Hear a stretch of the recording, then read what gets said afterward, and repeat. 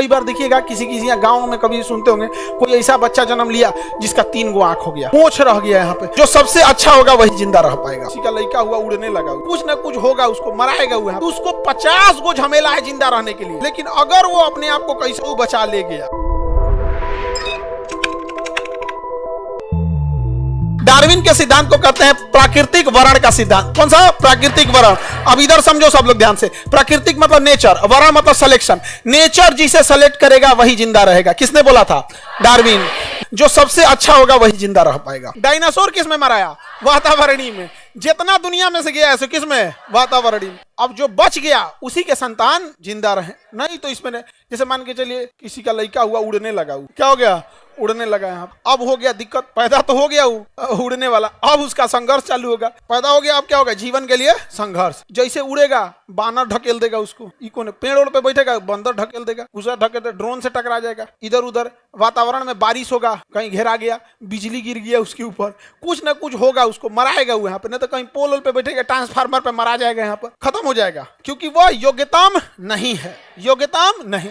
लेकिन अगर वो अपने आप को कैसे बचा ले गया, अगर अपने आप को बचा ले गया, अगर वो फिट बैठ गया, सर्वाइवल ऑफ द फिटेस्ट, अगर इस वातावरण में फिट बैठ गया, फिट बैठ नहीं पाएगा। रीजन समझो, उसके पास पंख होगा तो रूल है कि पंखवा गर्मी के दिन में झड़ जाना चाहिए, क्योंकि पंख इतना गर्म होता है कि गर्मी के दिन में झड़ेगा नहीं ना तो मर जाएंगे सब, तो उसका पंख झड़ जाना चाहिए। अगर पैदा हो गया और पंखवा नहीं झड़ा गर्मी के दिन में तो गर्मी से मर जाएगा। अच्छा, कहीं उल्टा हुआ, ठंडी के दिन में झड़ गया तो ठंडा मार देगा। ठंडी के दिन में नया पंख आना चाहिए।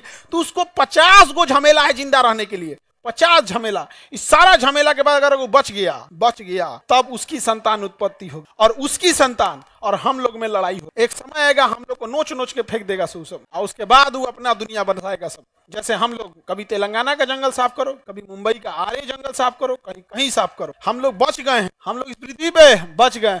नहीं तो आज से जाके देखो 10,000 साल पहले उघारे घूमता था मानव। नहीं समझ में आ गया? अचानक से कोई बच्चा जन्म लिया जिसका पंख रहेगा तो वो क्या कहलाएगा? उत्परिवर्तन। तो जब भी उत्परिवर्तन होगा, जब भी क्या होगा? उत्परिवर्तन, तो उसके बाद किसका नियम लग जाएगा? डार्विन का।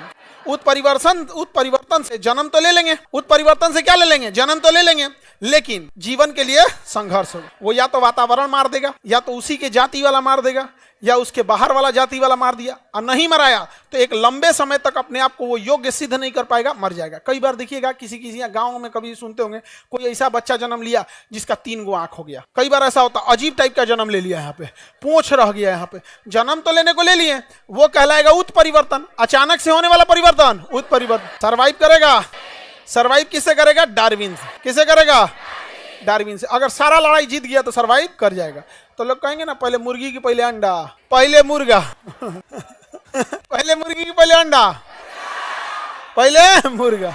उत्परिवर्तन क्या होता है? उत्परिवर्तन। अचानक से किसी जीव से चेंजिंग आया होगा, अचानक से कोई जीव से कोई चीज क्या होगी? चेंजिंग। और वो चेंजिंग धीरे धीरे डार्विन के नियम पे फिट बैठ गई होगी, अपने आप को बचा ली होगी, और वही बचाते बचाते बचाते बचाते एक नए जीव का रूप ले लिया। समझ में आ गया कि नहीं आ गया?